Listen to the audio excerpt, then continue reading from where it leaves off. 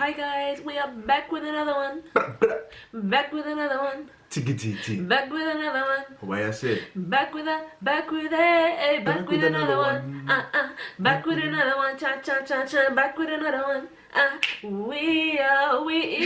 Okay. Guys, welcome back to our channel. My name is Lucky. My name is Shaneka. And today we will be talking about our experiences in lockdown. Some of you people may know that we are a newly married couple. Thank God. We have been married for 6 months. Is it 6 months? Wow, almost 6 months. Or is, hey, you know, by the way, it's actually hard to count when you're married because, you know, it's 6 months, Abby. Yeah, I'm not even lying. We've been married for 6 months, and actually around 3 of those months have been in lockdown. Yeah. So, you know, we thought, you know, why not talk about our experiences of marriage in lockdown and just how we found this time. Yeah, let's get into it. Let's get into it. So like I was saying, we started the lockdown in the UK in mid-March, and just before the lockdown started, we were away. We're out of the country. We were in France to see family, and we almost got stuck in France. Yes.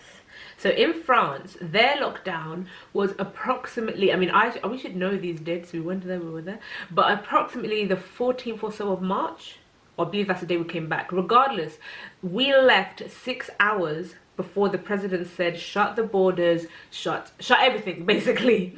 So we have to honestly thank God, because I know quite a lot of people who have been stuck abroad during this time. It's just not ideal. It wasn't easy. Yeah, knowing that you could have been stuck abroad. At least for us, we had family there, so it would have been a bit better. But we didn't know that the country was going to be in lockdown when we went on holiday. So yeah, and also, as I said, France went in lockdown before UK, so we was not in lockdown in the UK. So actually, we needed to come home. We needed to go to work. That is actually what we were planning to do, you know. Yeah. So, but thankfully we were able to make it through to this side before the lockdown was enforced in France. And coming to the UK, it was just, in the airport they were very relaxed. It was as if there was no coronavirus. Like there was no checks, nobody there. Everybody just went about their way as if it was just another normal day. Honestly. And that's still something that I'm concerned about. If that's changed, if that mindset of how people behave when they come to the country is still the same, in terms of not mindset, but any procedures. Are there any procedures in place? Yeah, if the procedure is still in place in terms of the government making sure that people are being quarantined or tested to see if they have the virus. But there was no such thing at the beginning. Let's not forget it was at the beginning, so the government did not know, they had no clue what they were doing, if I may say that. And then we managed to make it home. Coming to the UK, there was the sense of panic from the people, especially in London. Everywhere was just dry. Everybody was panicking. Dire. It was serious. And now the thing is, prior to going to France, we were really low on rice and toilet paper. Now for us in this household, you know, we want to make the way how we budget basically has meant that actually we typically always buy 10 kg rice, and we usually buy a 24 pack of tissue, and that can last us, you know. Now what was happening is that these things were selling out left, right and center in the shops. Pew, pew, pew. It was crazy. So we get back. You know, I think almost everyone's going to be familiar with this, but I know in different parts of the world, the kind of coronavirus and the pandemic and everything has played out slightly differently. But we get back and shelves were literally empty. And so you go to the shop, you almost live with anxiety thinking, wait. You're thinking, wait. What does this mean? How's this going to work? And where can I go to get any supplies? I remember there was days on end where we had to go and queue up early. And there's hundreds of people in the queue. You get into the shop, everyone is everywhere. You'll be lucky if you even find what you wanted, because the first 10 people have probably collected the rice, the toilet paper, everything. Yeah. So it was really concerning. That I think the panic buying, and whether it's panic buying or empty shelves, essentially, that really made me just ponder and think, what does this mean? Because at that point there wasn't, in the UK, there wasn't talks of lockdown at that point. So it was more like stock up because we don't know what's going to happen, sort of thing. Like, that's what I felt like people were doing, because I was thinking, what is causing people to do this? And a lot of it was to do with the media, because the media was portraying things in such a way that it made it seem like that was what everybody should be doing. And because we were in France, we missed out. How has it been for us, as we've mentioned, newly married, 6 months into the game, 3 months in lockdown together, no guests, just being us two in the house? Let's talk about it. How's it been? I think for me, it's been a bit strange, because one thing that we've done since we've been married is to try and host people in our house, just to welcome people, just to spend time with other couples, singles, just friends, really. I think it's a big part of our marriage life, to do life with people more. I think that's been a bit restricted, the physical part of it. So for me, I feel like we've had that chance to get to know each other properly, and Properly or better? Better. Yeah. Get a chance to get to know each other better, because we usually work, so we don't get to spend 24 hours of the day together as much as we've done in the past 3 months. I feel like, it will test you if you don't know why you get married. Spending this kind of time with somebody will really test you to see what your motives are, and I think we've grown stronger in that time. It's been quite a good time, I would say. We've really enjoyed this time, extending our honeymoon. What do you think? Yeah, I think for me, I've just found it calm. Like, it's been good. I can't even say it's been nice to have that time together. It's just felt very normal, if I must say, which I'm so grateful for, because like it could have really rocked things and, you know, shaken things, but really I feel like it's potentially, you know, brought us closer together. But yeah, as you were saying, it's also been interesting to see each other in their work life, if that makes sense, because obviously you never get that. Well, we've not had the opportunity to, like, you know, me go to his workplace or him come to mine, sort of thing. So especially at the beginning, we were both working from home. The very table that we're filming on, we would sit on either ends of it and just be doing our work. And it was interesting just to, like, get a little bit more insight into, you know, well, not the greatest, because we both of our jobs require us being on site. Like, it's quite. When we were working from home, it's very far removed from what we would actually usually do. But regardless, it was nice to just to see each other in that space. But yeah, I guess moving on to that, how has that part specifically been, like working from home? How have we navigated that and everything like that? Yeah, I think for me, since coming back from France in mid-March, I've been home, working from home, and at the beginning, it was a bit strange, because I work on a construction site, and you can't really do construction work from home. So guess what we're doing? We're just basically doing the paperwork side of things, and it was good. It was nice. It wasn't as intense, but yet it was a bit frustrating, because it basically felt like I was just basically doing things not fully. So we're doing the paperwork side, but not really implementing it. So for me, it was a bit strange. And for you, we talked about the environment, bringing work home. How was that for you? Yeah, well, there's a number of things I guess I could talk about. Initially, I hated it. I hated it. So for me, and I think that's because it was so different to my actual everyday work life. So typically I work on a financial education project. So we run like a 5-day training course for young people. And how the setup is that there's myself and my colleague, and every of this particular project, there's 2 staff to 1 location. You both work there, you go, you do the training, you leave, sort of thing. So it's very independent. It's very independent. I'm a manager, but my manager is not on site. He works in the office. I'm very much used to planning the week, so I plan how I want to deliver the training, etc., etc. Now you want to be telling me working from home. So what I decided to do is I'll have a call every morning, 9:15. Me, I'm not a morning person. I don't. For me, I don't want to speak to you until ready to train, because training in and of itself is quite draining. For hours on end, I have to speak. So if I get a moment of quiet in the morning, I'm here for it. No, 9:15, I'm hearing all these voices. For me, that's not my jam. I'm sorry. And bear in mind, I'm not that, like, I don't speak to my team on a daily basis. If I do, it's email. Now I'm having and yeah, so there are a number of things that were just quite different for me, and I was struggling to adapt to that. And I don't know whether a part of that is that I'm not the greatest with change. I'm not sure, but this was like two completely different ends of the spectrum when it comes to like my working life and what I was required to do. Aside from that, I'm a heavy advocate of having a nice healthy work-life balance, and I'm also an advocate of I work hard at work, I give my time, I give my energy, but I also must work hard at home. I very much do not like the idea of someone going to work, giving all their energy, coming home and they have nothing for themselves. I don't think that is right personally. Now for me, work and home have a very big distinction.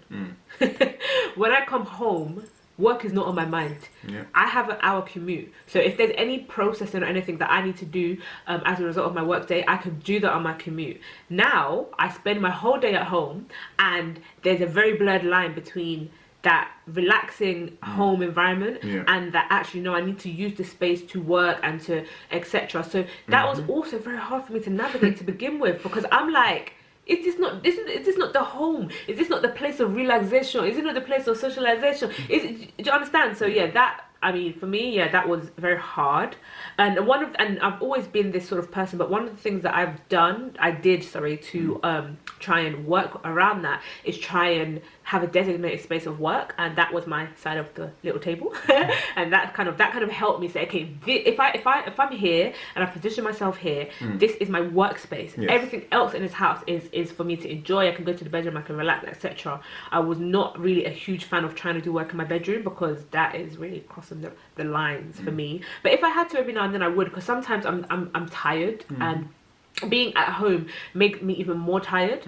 And likewise to Lucky, to begin with the working from home, I was not doing anything close to my role. I was just doing like research and these sort of things, whereas I'm used to being active, I'm used to training, these sort of things. So to begin with, it was so hard. I was yearning to go on furlough. And not because of like ill-advised reasons, because actually I can't do my job like in the way that I'm supposed to. So surely put me on furlough, like, no. But actually what happened is we decided to develop our course for online training, and that was us training via Zoom, and we've run a number of courses. And even to begin with, that was tough, because there's a lot of our resources revolve around being on site. So we use stuff like Flipchart, whatever. And then now it's like, okay, we don't have access to that. How do we still make this training bang, basically? And so there was a lot of work around that, and then we eventually got there and started delivering it, and I'm grateful that we've got to that position. It was a long journey. That's good.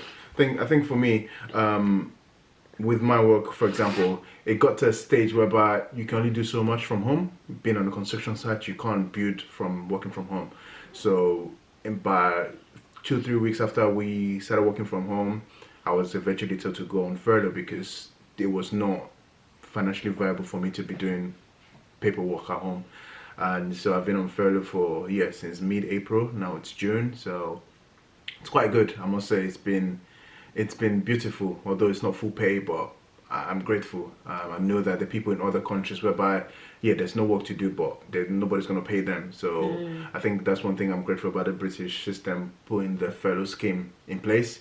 I think it's helped many people that would probably not be able to work. Even those that are self-employed as well, those that own businesses, they've been things provided for them to help them. And I think that's really good. As people that live in the society, is a benefit that we receive. Definitely. But I would say, and just to quickly throw it in there in case anyone wants to try and bring it up, but I would say that's not without that. This whole furlough scheme and the help that we're getting is actually not charity. We will pay for it, but that's how our system works. We give, we get, we give, we get. That's how the tax system works. You pay taxes, you get free healthcare. You pay taxes, you get free education, etc. But as much as it is amazing to have it, is not going to be something that we will not have to kind of help to rebuild. The system will have to be balanced at some point in the future, and I'm sure there are going to be increases in tax in the next couple of years. But it's good though. But the idea of being on furlough in a way, it's a good thing and also a bad thing. It's a good thing in the sense that you have free time, but then it's a bad thing because you can't do anything with your free time.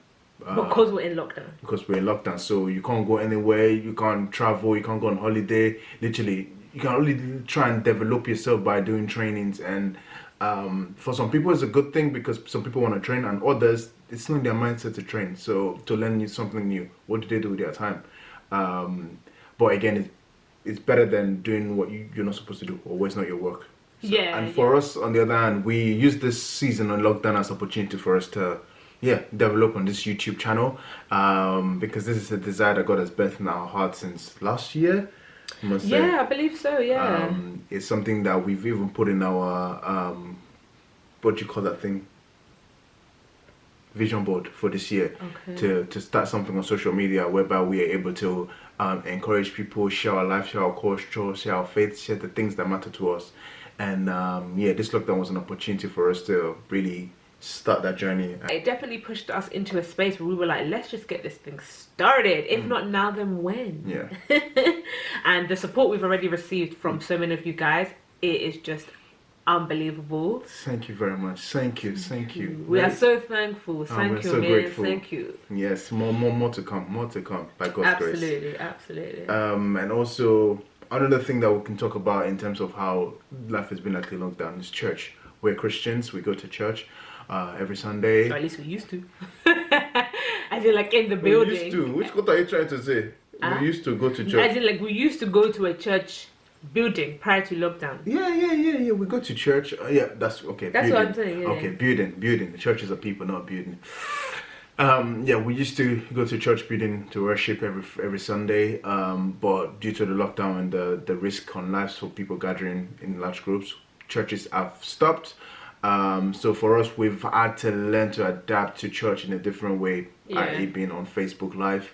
But I think one thing that's really important for us in lockdown is that community of cell group. So prior to lockdown, aside from going to church on Sunday, we would meet every week with a group of people from our church, young people, speak about the word of God, encourage each other, etc. And that is really beneficial as a Christian, as a young Christian, or whatever. You need a community, you need a group of people that you could say, hey, like, I want to study the word of God with you. I want you to encourage me in my faith, and I want to encourage you in your faith. And so aside from church stopping on a Sunday, it also meant that we could no longer gather in a group with these people. Cue Zoom. Zoom, you have been a lifesaver. Yeah, Zoom has been basically the thing that everybody's been using to socialize in this time. We've had various times whereby we've been on Zoom with the cell group, with our friends, doing workouts. Oh boy. Oh yeah. Zoom workouts. Oh my gosh, what impact has lockdown had on your workout life, on your health? Listen, we used to sign up to the gym. Oh yes. The gym, no, Pure Gym even. We've been in the gym as well, but we was in Pure Gym. £25 a month. It's not even much. It's not much at all. It's actually, it's okay. It's not bad. I will not complain. However, it's not some of those gyms, they're so packed. You don't even have space. Someone sweat, it will fall on you. So it's very hard. Listen, what sweat will fall on you? If you're not careful. Yeah. And then the weights area, particular demographics of people, usually men, they like to hog the weights area. Some of us women, we want to tone up, but you're there, you're hogging. It's hard for us to even walk past you. You'll be looking at us as to think like, I'm going to take your mirror space in the mirror. Yeah. So anyway, in lockdown, obviously gyms are closed, so we were like, we should still try and work out. We should do our thing, but let's cancel the membership. Yeah. Collect the coin. Oh, yeah. Put it back in your pocket and work out from home. And the thing is now, there's so much resource. So to begin with, we was doing a lot of workouts on YouTube, and we still do workouts on YouTube every now and then. Remember the African praise workouts? Oh my gosh. So funny. And we discovered some crazy workouts. Yeah. Oh my gosh. Well, it was good. It was really, really helpful. The thing is that it started slowly, but then each time we did it, we sweated more. We did it more. We built more and more. And it got to a point where, like I said, we decided to cancel our gym membership. We're like, if we can do this kind of thing from home, why do we need to go to the gym? Yeah. stress and wait in queue for people to be available for us, and it was just the environment was all so crampy. It didn't feel like a place that I want to go and work out in. Yeah, it can be hard to work out. So we decided to cancel our membership. We know some people can freeze their membership. We're like, we're not even going to freeze it. We're going to cancel it. Let's start our Goodbye, Jim. I stay no longer with you. Goodbye, membership to Pure Gym. Yeah. Back to the matter. Open and close. Touch your toe. We found out that one of our friends was organizing a workout session on Zoom twice a week. That became a blessing for us, and we started going to that, and it became more intimate that we're able to do gym with specific certain amount of people from our home and do various workouts, and that was very helpful, and it was helpful for us to keep our physical and mental health in place. More so physical. Sure, 100%. So yeah, lockdown has had a positive impact on so many areas of our life. I cannot lie to you. To be fair, I can't even actually list one thing negative that lockdown has brought about in our life personally. And actually at this point, I really actually want to challenge you guys to actually just think about the blessing that has come out of this lockdown. I think people generally have spoken about the number of areas that, oh my gosh, I'm thankful because of lockdown, because it's meant that I've been able to reconnect with my family. I can have those Zoom calls or WhatsApp calls. I can speak to them. Do you know what I mean? Like, I just believe that actually there's so much good that has come out of this time, whether it means that you actually have more compassion because of what's just going on in the world, whether it means that you are more you're able to reach out to people more. What's our hope like for after lockdown? What do you think life is going to be like for us? I don't even know. What do you think? I think one thing, travel is going to be, traveling abroad is going to be a bit of a myth for the next few months, probably year, given the fact that there's no cure for the virus, and what measures will the people put in place in countries that we're traveling to and from our country as well. So yeah, traveling is going to be something that will be a bit of an issue for us in terms of we ideally wanted to travel this year to other places, but that's not going to happen. Most likely it's not going to happen. And to be honest, I don't really have strong desire to leave this country as such. Like, I'd rather preserve my safety if I can. And I understand that there's the argument that, oh, if you are moving around in London, then you're potentially just as at risk. But I don't 100% agree with that, because I believe, you just don't know the what precautions or what measures was taking place worldwide. When you travel, you are now mixing with people from all over, and I know that London in itself is very multicultural, but I just think there's certain measures you can take to reduce your exposure, and one of them could potentially be not traveling until like more advancements are available in terms of like the vaccine, or not even necessarily the vaccine, but like the death rates, and just understanding more about this virus, so yeah, we know how to actually protect ourselves. But you have to enjoy your life at the same time. That's so true. And in terms of work as well, what do you think? Are you looking forward to going back to work? I actually am, and that's because I've really enjoyed my work setup. My work setup works and it just means that I'll be able to do my job in the entirety of its role. I don't have to be doing because now the online training courses that we do is via Zoom, and also one of the big selling points of our project is that we do our training is to do with financial education and housing, and we train from real life flats. So there's a lot that we gain from actually being on site and training from those places. So. Yeah, I was definitely saying that your workplace, what the job you guys do is so amazing for young people. For me, I would say that because I spent so long in lockdown or in furlough, it's been a bit strange for me, the idea of going back to work. But I'm looking forward to it. My concern is the commute to work, because I'm an hour away and I have to go through a busy underground train line. If anything, that's the only thing that I'm not looking forward to, the commute. Again, I have an hour commute. But if I was able to teleport to work, then I would be more than willing to. Back to the future, of course. Look at that juju where I come from. But yeah, the commute to work, and also I trust that my company are going to make sure that the workplace is safe, and they're following the COVID-19 workplace regulations. But yeah, I'm looking forward to going back to work. I feel like it's going to give me a sense of more purpose, Being at home, you can only do so much at home, but going to work, you can then begin to make more impact in what you're building. So yeah, I'm looking forward to going back to work, I would say.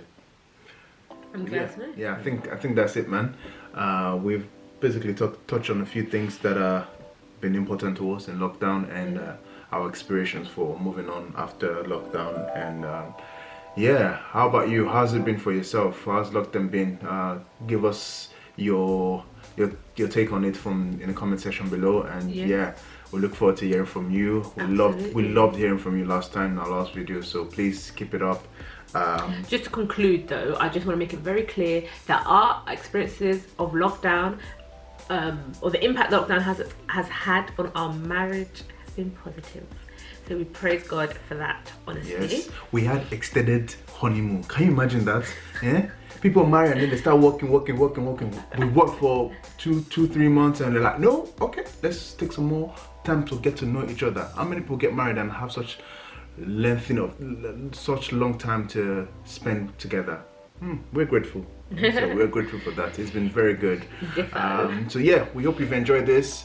Yeah, leave a comment below, like, share, and also subscribe. We appreciate your support. And yeah, God bless you. Until next time, take care. Bye bye. Bye guys. Bye.